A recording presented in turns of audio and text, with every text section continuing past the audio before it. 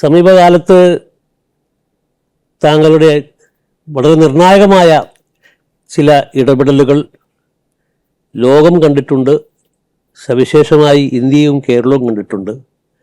പ്രത്യേകിച്ചും നിമിഷപ്രിയ എന്ന് പറയുന്ന ആ യുവതിയുടെ കേസിൽ യമനുമായുള്ള അവിടുത്തെ ക്ലർജിയുമായുള്ള നിരന്തരമായ സമ്പർക്കത്തിലൂടെ താങ്കൾ നേടിയെടുത്ത ഇളവ് അത് ഒരു ദീർഘകാലത്തെ ഇളവാണ് എന്ന് വിശ്വസിക്കുന്നവരുണ്ട്, അല്ല ഒരു താൽക്കാലികം മാത്രമാണെന്ന് പറയുന്നവരുമുണ്ട്.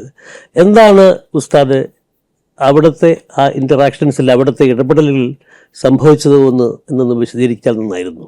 യമനിലുള്ള പണ്ഡിതന്മാരും ഞാനുമായി വളരെയധികം ബന്ധമുണ്ട്.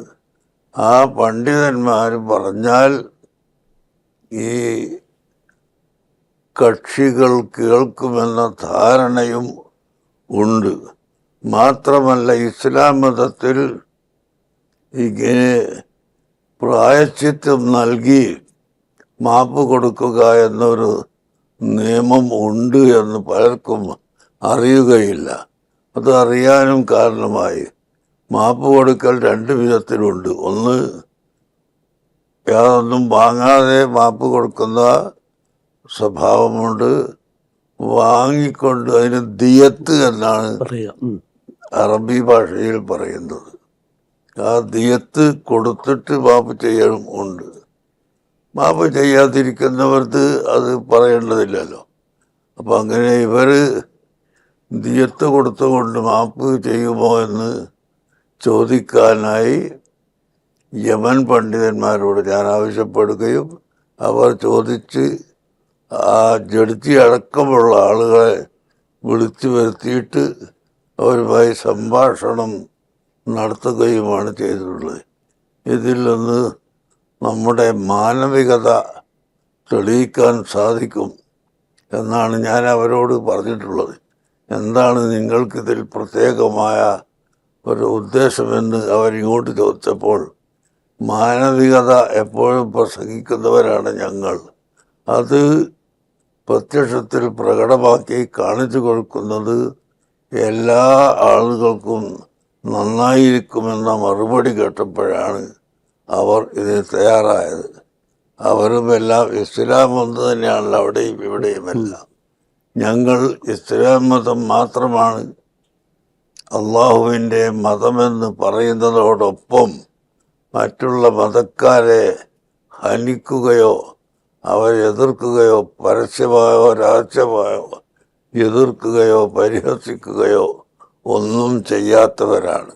അതാണ് ഇസ്ലാമിൻ്റെ നിയമം.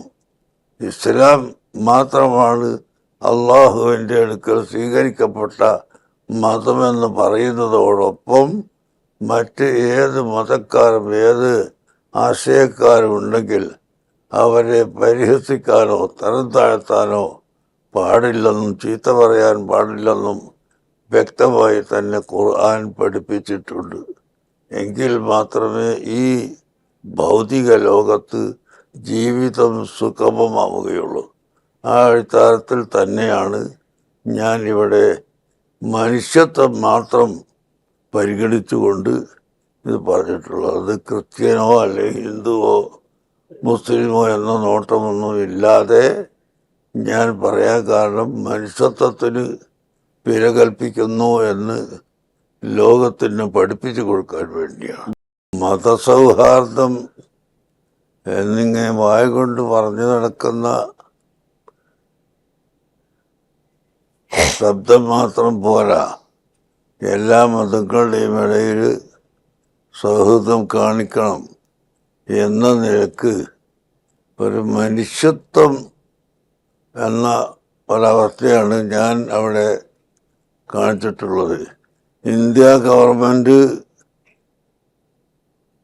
അവരുടെ നിയമപ്രകാരം ഉള്ള പ്രവർത്തനങ്ങളും ജോലികളുമെല്ലാം ചെയ്തിട്ടുണ്ടാകും, അല്ലെങ്കിൽ അത് ചെയ്യാൻ കഴിയില്ല എന്ന് പറഞ്ഞിട്ടുണ്ടാകും. അതൊന്നും എനിക്കറിയില്ല. ഏതായാലും ഞങ്ങൾ ഇവിടെ ഭരിക്കുന്ന ഗവൺമെൻറ്റിനോട് യോജിച്ചുകൊണ്ട് തന്നെ ഈ കാര്യം പറഞ്ഞു എന്ന് മാത്രം.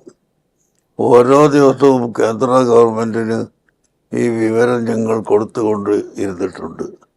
ഞങ്ങളിവിടെ ഗവൺമെൻറ്റിനെ മറികടന്നുകൊണ്ടോ മറ്റാരെയെങ്കിലും മറികടന്നുകൊണ്ടോ ഉദ്ദേശമല്ല.